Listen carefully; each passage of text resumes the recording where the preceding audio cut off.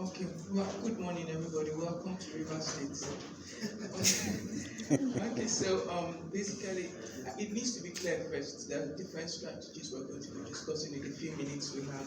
First and foremost, every ministry in River State has a registration procedure, and there is no one-stop shop. And I'm going to give an example of like the Ministry of Youth. If you want to work as a civil society organization with the Ministry of Youth and want to be accredited, then you pay your 30,000, get your form, and get your letter sent in, and then all the requirements. That is one of the procedure.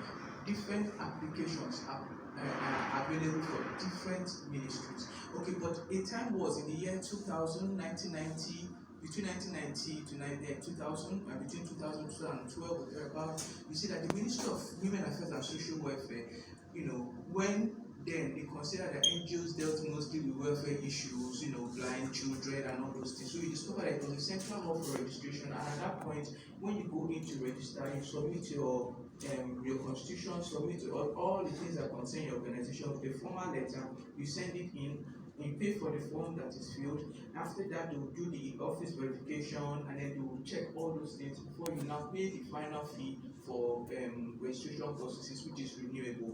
Now, this continued up to even 2019 and then 2020, where they've just increased the payment fee for registration now in the Women Affairs. And due to a lot of advocacy, that also is being addressed as to if they should continue paying. So you see that there are as many ministries, we have 23 as they are. If you're working in the Ministry of Youth, they're working in the Ministry of Education, you have to comply to their ministry-based registration procedure. Some are paid for, some are unpaid, but the Ministry of Social Welfare, which was the main one, was paid for. And then we have also a central body, the Ministry of Finance, which also doubles up with the Ministry of Budget.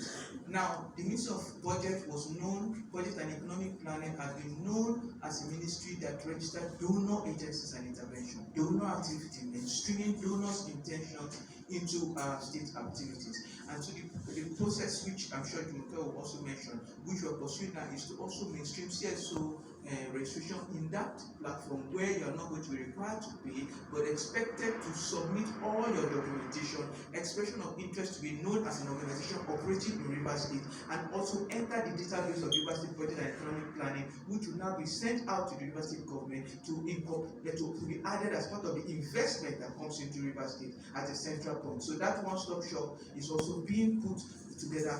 And so if you register with this and you want to work with Ministry of Youth, no problem, you can now go there to work and do different things. But the idea of having to pay for Ministry of Youth, pay for Ministry of Environment, pay for all the ministries, depending on which ones you want to work in, because NGOs can be working in environment. Environment has impact on youth, it has impact on children, it could also have impact on education.